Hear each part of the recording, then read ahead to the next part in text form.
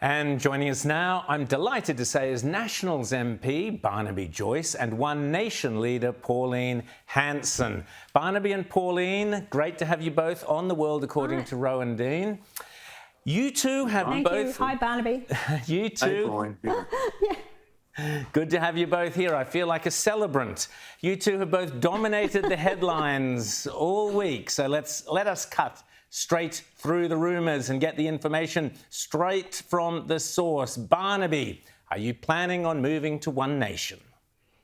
I'm keeping the same lines. I keep all my options open. I don't rule it out. I don't rule it in. And by the way, it's Pauline's got a huge say in that. People asking me, what am I going to do? I'm not a member of One Nation. I'm still in the National Party. I'm not saying that there's not the possibility of that happening, but I just want things to cool down. I'm really focused on getting rid of net zero at the moment, and am I mates with Pauline? Yes, I am. But let's see what happens. I don't know. I agree with you. We've got to get rid of net zero. Pauline, I feel a bit like a farmer wants a wife here. Pauline, would you like to propose that Barnaby joins One Nation?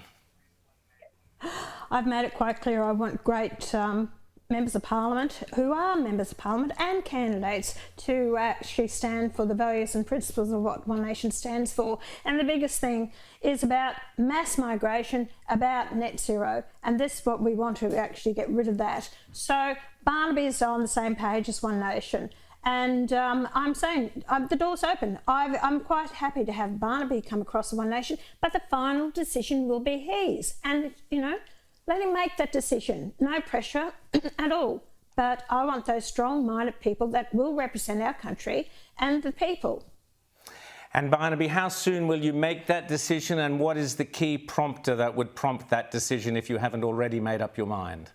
Look, I'll go at my own pace, and obviously it's if that's the path we go down, I'll be in discussions with Pauline about it. And I've heard some ridiculous things lately.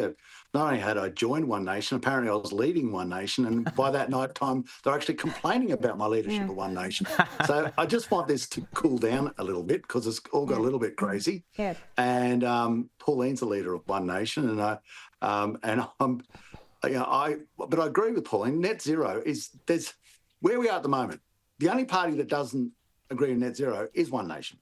Every other party does agree with net zero, and net zero is disastrous for our nation. It's more important actually than what party I'm in, is what state of a nation we're in, and we are driving our nation into the dirt. And I live in the area where this is the epicenter of effect, because we're getting all the trash, we're getting all these swindle farms, these solar panels and transmission lines and wind towers, so we can help billionaires become multi-billionaires while driving the poor into poverty and driving small business into insolvency and driving in all our industry offshore whilst the communist Chinese are breathing down our neck.